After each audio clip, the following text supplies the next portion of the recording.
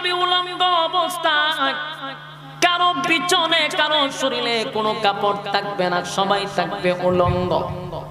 আল্লাহর নবী এমন ওয়াজ করার সাথে সাথে আম্মা জান আয়েশা তখন কাছে ছিল, ডাক দেয়া বলে, নবী গো, সবাই যদি উলঙ্গ অবস্থায় ওঠে, আমরা তো আপনার স্ত্রী উম্মুল মুমিনিন, উম্মতির মা হিসাবে আমরাও কি উলঙ্গ অবস্থায় দাঁড়াতে হবে? আল্লাহর নবী বলেন, হ্যাঁ। আম্মা জান আয়েশা শরমে লজ্জায় বলে, এত বিশাল একটা লজ্জার বিষয়, আমরা পয়গম্বরের স্ত্রী হইয়া উলঙ্গ অবস্থায় দাঁড়াবো? আল্লাহর নবী বলেন, আয়েশা শুন, তুমি যেটা ভাবতেছ হাসরের মাঠটা কিন্তু এরকম হবে না।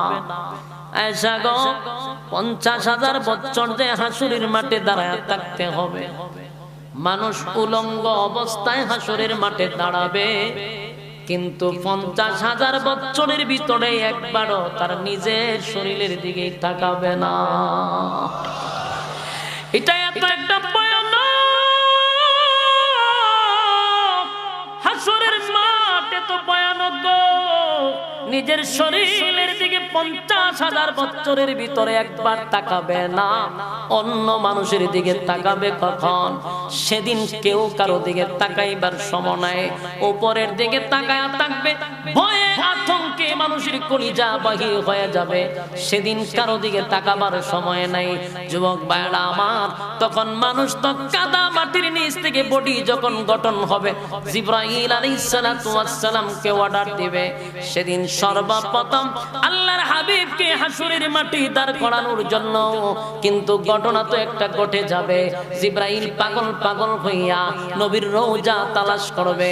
যেই নবীর কাছে জিবরাইল 24,000 বার আসছে,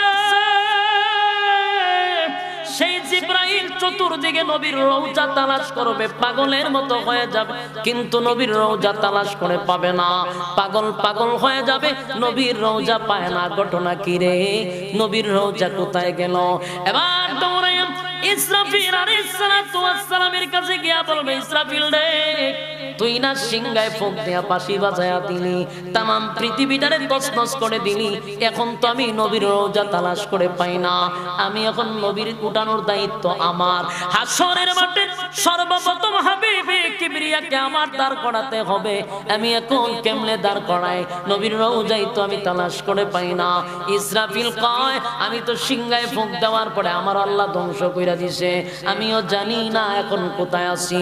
এবার জিবরাইল ইসরাফিল দুজনের পরামর্শে তারা বলল, চতুর্দিকে তালাশ করে কোনো লাভ নাই,